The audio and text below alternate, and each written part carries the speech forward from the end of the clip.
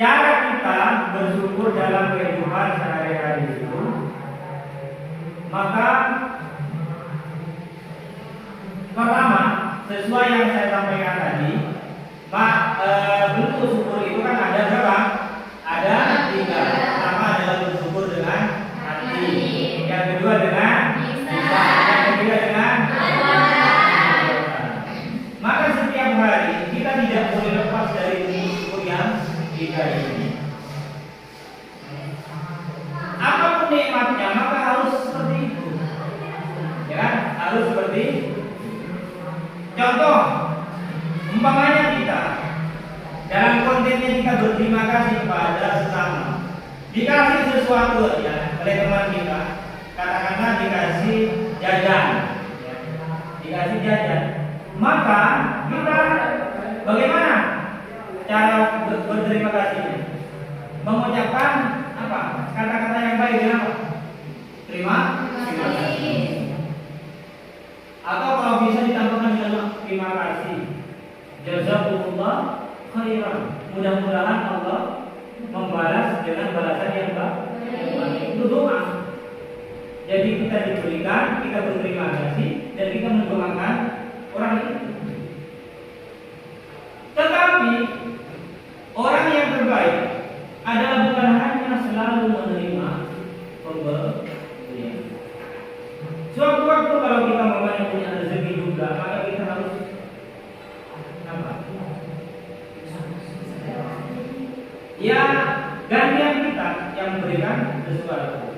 Tidak harus dengan bentuk yang sama, dengan nominal yang sama, ya, dengan barang yang sama. Yang penting apapun pemberiannya, itu namanya asyukru bil a'mal.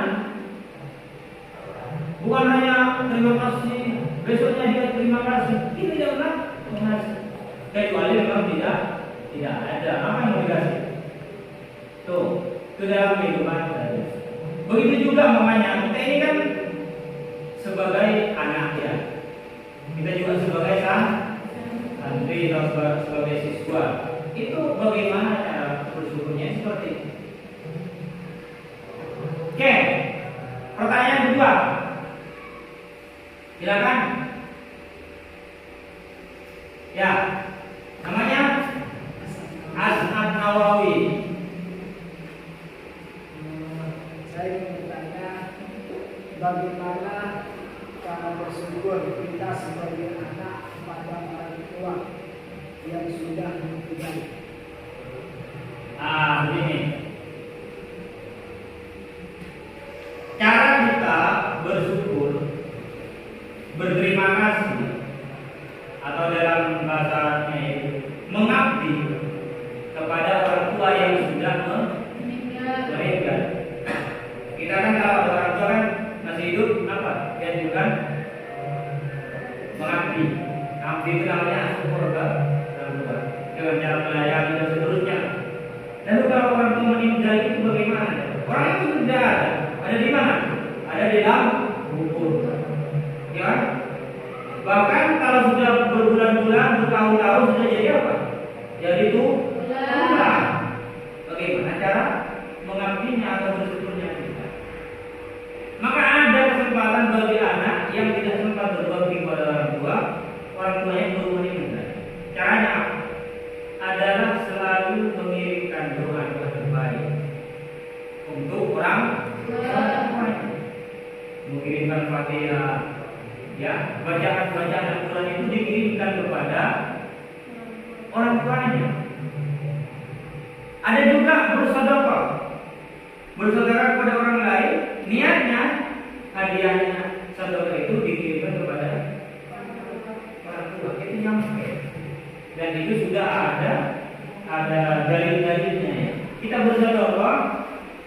bersedekah itu diniatkan untuk orang tua. Bahkan ada yang mengatakan begini, ketika seorang anak itu melakukan amal-amal kebaikan tanpa diniatkan pada orang tua, itu dalam sendirinya sudah nyampe pada orang tua. Itu kelebihannya punya anak soleh. Kayak ada di hadis itu, ada orang itu baca sholawat. Itu dilaporkan kepada Nabi. Si fulan baca sholawat. Ditanya, di mana alamatnya? Siapa orang tuanya? Oh, Asad Nawawi. Orang mana Asad? Nah, tanya di rumah Asad Nawawi. Orang betul. Siapa nama orang tuanya? Dilaporkan ke Nabi. Ini Nabi ada yang baca sholawat. Namanya Asad Nawawi. Namanya orang tuanya, ibunya, bapaknya, alamatnya. Jadi setiap amalan kita itu harus dijaga. Bahkan ada satu kisah, ada seorang orang saleh yang bermimpi suatu ketika melihat satu gerombolan orang perempuan. Sepertinya bukan sesuatu dia, bukan sesuatu. Tapi ada satu orang yang nyantai duduk seperti di pojokan sana itu duduk, nyantai tidak ikut duduk. Lalu orang saleh itu nanya, yang bermimpi itu nanya saudara-saudara, itu yang rebutan apa? Itu adalah orang yang ahli kubur, sudah meninggal. Rebutan kiriman doa. Kiriman doa dari apa? Orang kalau namanya jadi khotib itu biasanya orang kedua baca apa? Allahumma fir lil muslimin wal muslimat wal mu'minin wal mu'minat al ahya minhum wal amwat. Baik yang hidup maupun yang meninggal. Allahumma fir lil muslimin wal muslimat, ya Allah, ampunilah dosanya orang muslimin muslimat, baik yang hidup atau yang sudah meninggal. Itu dia rebutan. Lalu yang nyantai-nyantai itu apa? Yang nyantai-nyantai itu nyantai, itu rebutan. Kenapa? Dia masih punya anak hidup, hafal Al-Quran setiap hari, tidak pernah lepas membaca Al-Quran, dan diajarkan kepada itu. Jadi usaha rebutan dia banyak sudah beliau pahalanya. Jadi kita sebagai anak itu punya orang tua meninggal. Kalau apapun yang kita lakukan itu diniatkan kepada orang tua, maka orang tua itu insya Allah akan nyaman hidup di alam sana, ya, alam sana. Alam berapa itu? Alam kedua. Alam itu ada 5. Alam kita ini sudah berada dalam alam berapa sekarang ini? Alam ketiga. Kita ini akan melewati fase 5 alam. Nanti. Pertama alam roh. Kedua alam kandungan. Yang ketiga alam dunia. Yang keempat adalah barzah atau kubur. Yang kelima adalah akhirat. Manusia secara umum sekarang baru berada di dalam alam keempat maksimal. Artinya masih ada di terminal, ya. Kubur itu ya terminal itu, ya, terminal.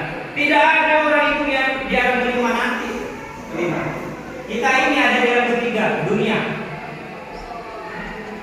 Jadi dunia itu tempatnya berbuat baik atau berbuat jelek. Ya, begitu ya, Ustaz? Ya, silakan pertanyaan ketiga. Siapa mau bertanya? Pertanyaan ketiga. Gak ada. Ya, kita cukupkan sampai di sini pertemuan kali ini. Mudah-mudahan ada manfaat dan barokahnya. Assalamualaikum warahmatullahi wabarakatuh.